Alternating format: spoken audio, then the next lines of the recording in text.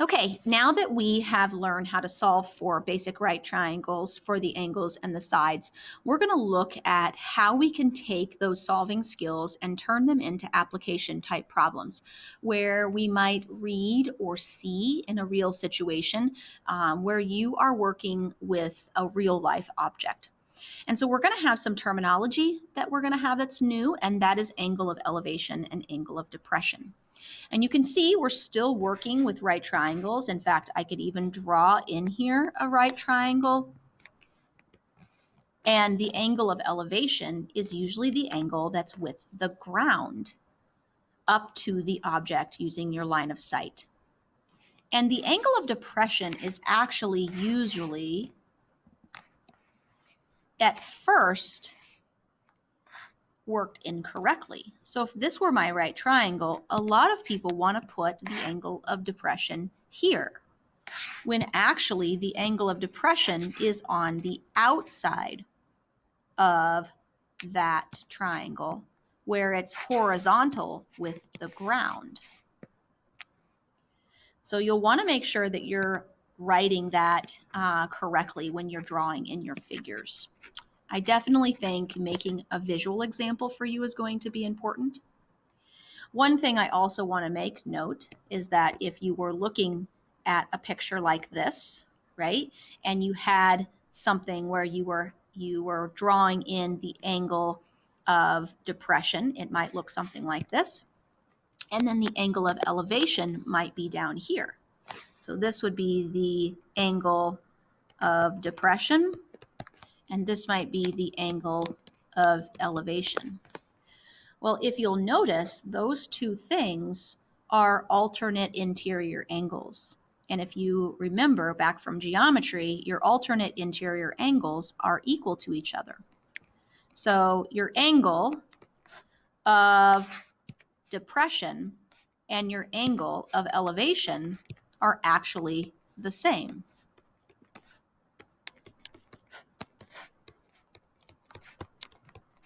So if you get confused on where to put your angle, you can always put it down below in the bottom of the triangle, and you'll see me do that a couple times in today's notes. So let's go ahead and look at this first example. It says a parasailer. Do you know what a parasailer is? That's somebody that's attached to a boat with a rope, and they're kind of flying in the sky, right?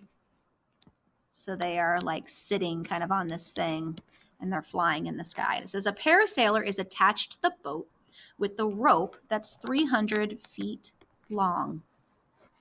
The angle of elevation from the boat to the parasailer is 43 degrees. So let's think about what that might look like if we drew a right triangle. So I know here's the water, right?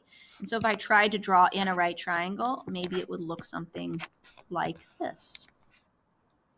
And it does say specifically the angle of elevation, and that is always the angle at the bottom with the surface, okay?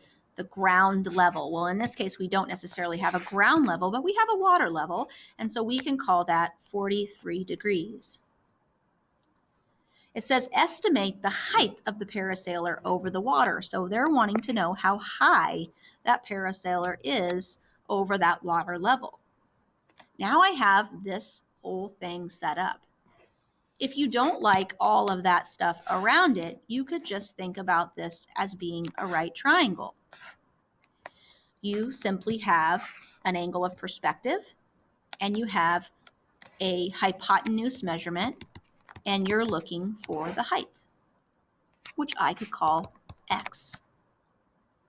Remember, you are going to be working with sine of the angle, which is opposite over hypotenuse, cosine of your angle, which is adjacent over hypotenuse, or tangent of your angle, which is opposite over adjacent. If I label these sides from the given perspective, I have the opposite side and I have the hypotenuse. Because I have those two labels, I am going to use the sine ratio. And so what I'm going to go ahead and do is I'm going to fill in the information. Sine of 43 is equal to the opposite side over the hypotenuse. And I'm going to go ahead and use cross multiplication, just like we saw in those earlier examples. So cross multiplying is going to give me x equals 300 sine of 43. And that will tell me that the parasailer is approximately 204.6 feet above the water.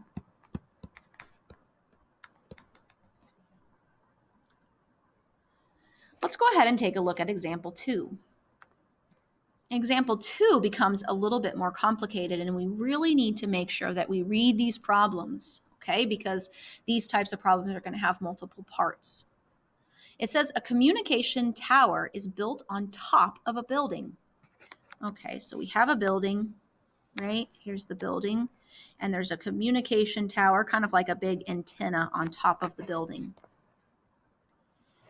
It says it has the following specifications. From a point that's 200 feet away. So here's a point. I'm going to call that 200 feet away. From the base, the angle of elevation to the top of the building is 15.9. Notice how I'm filling this information in as I go. And now the angle of elevation to the top of the tower is 23.6. Now, just so that you know, that's this entire angle, not just that little sliver, because angle of all elevation is always to the ground. And they want the height of the tower, not the height of the building and the tower. They just want the height of this little section. They want this measurement here. Well, when you think about it, yes, I have a triangle, and yes, you're thinking, okay, well, that's pretty easy. I just need that triangle there.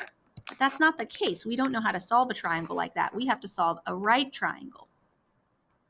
So what I would like to do is I'd like to start with you working this out in two separate figures.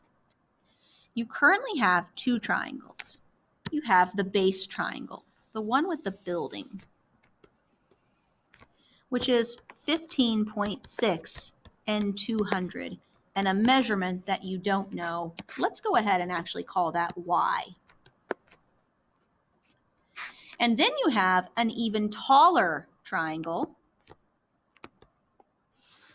which is still 200, but now 23.6, and it is actually y on the bottom and x on the top.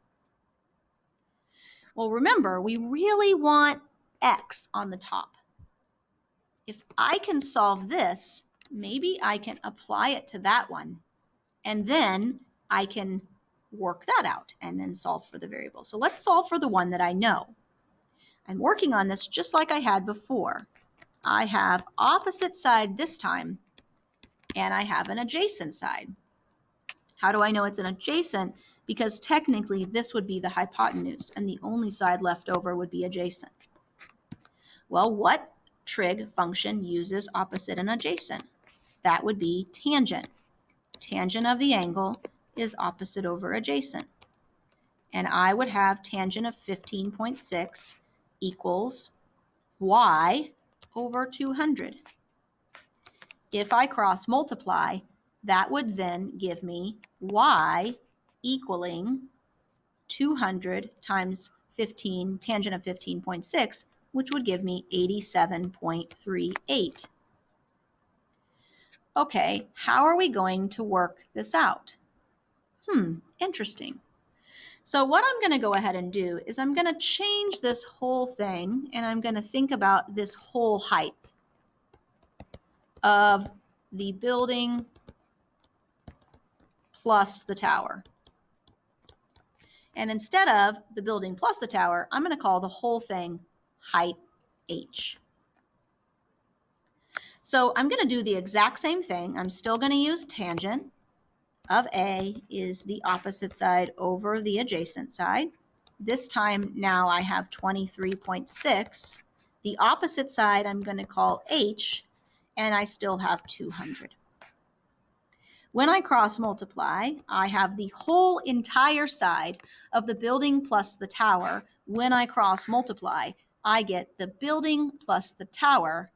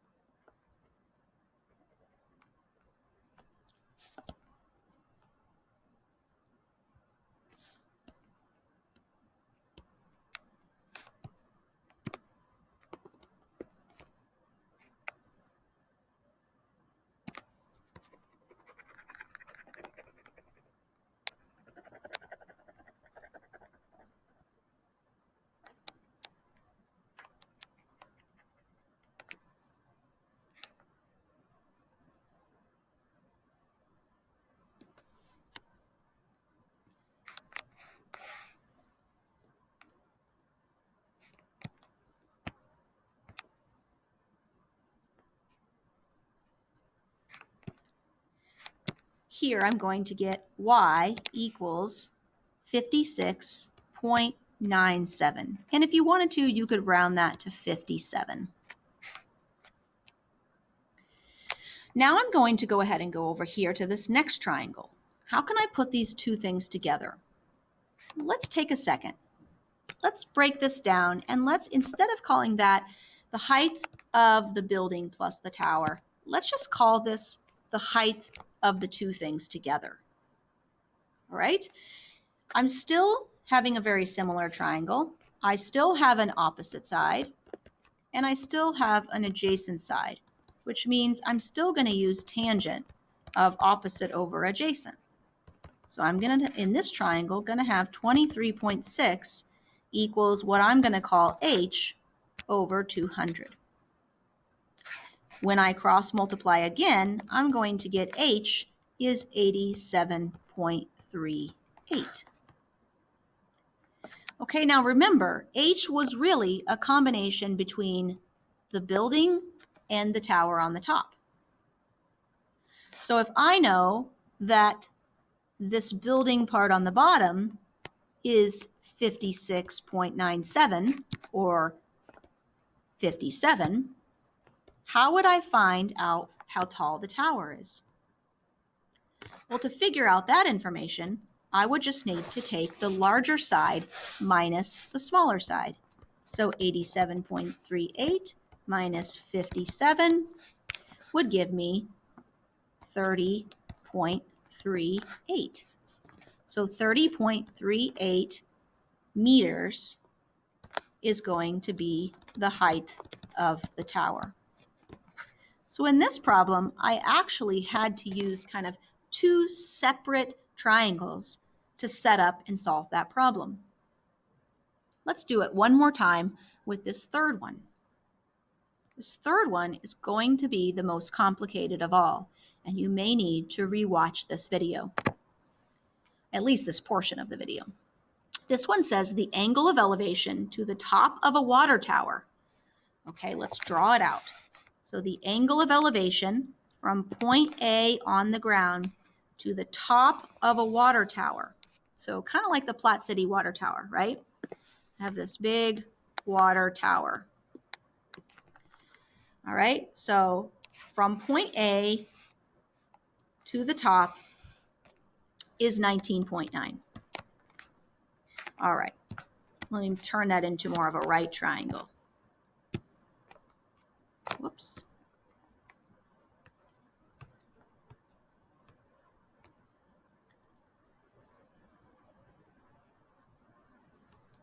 All right, I'll turn that into more of a right triangle here.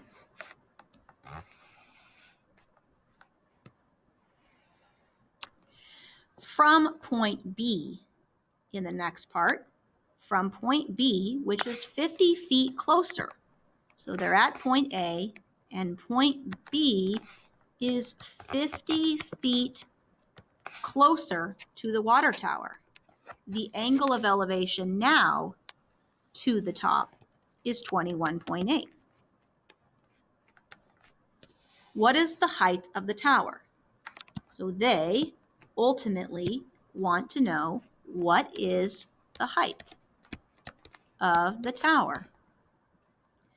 Okay, well, what do we have? We have two triangles again. And remember what we did earlier? We set up a ratio for each triangle. So let's do the small one. So the small one, I have 21.8, and I have x for the height. But I don't have this value. I don't know what that is. So I guess I'm going to call that y. Let's draw the next one. The next one, it has a longer side, still has x, but it now has an angle of 19.9. Well, this little portion was y. And remember what this little portion was 50. Let's go ahead and let's write a ratio for each one of these. For each triangle, I have opposite and adjacent. So just like the last triangle, I'm going to use tangent. 21.8 equals opposite over adjacent. For this triangle over here, I'm going to have tangent of 19.9 equals opposite over adjacent. Well, what is that when I put those two together? If I put those two together, it would be 50 plus y. This is different than the other problem. In the other problem, you can't just solve for one and plug it in. It doesn't work like that because both problems have two variables. So we have to use kind of like systems of equations where I get two equations equal to y, and then I can take those two equations and set them equal to each other. So the variable that's all by itself in both is x. So if I get x by itself, here I'm going to have y times tangent of 21.8. I have x by itself. Here, if I multiply 50 plus y times tangent of 19.9, I also get x by itself. So just like in systems of equations, I can take those two equations and I can set them equal to each other. And what I'm going to do now is just a little bit of algebra work.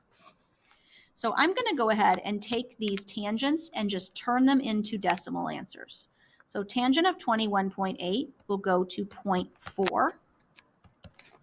And tangent of 19.9 is going to go to 0.36.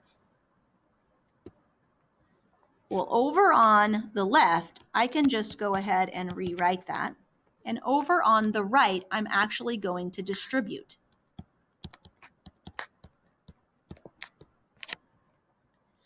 Folks, this becomes a one variable equation. I am going to subtract 0.36, and I'm going to divide to find out what y is. And that will leave me with y being, let's do the calculation here, 18.1 divided by 0.04. And that will give me 452.5. What does that actually give me? That actually gives me y. Does that give me the height of the tower? No. The height of the tower is x. But what I can do is I can go back up here to the tangent of 21.8 equals x over y, plug it in, and cross multiply to solve. And when I cross multiply again to solve, that will give me 452.5 times tangent of 21.8, and that will give me approximately 181 feet. Now again, this problem was slightly different. You may want to rewatch this particular example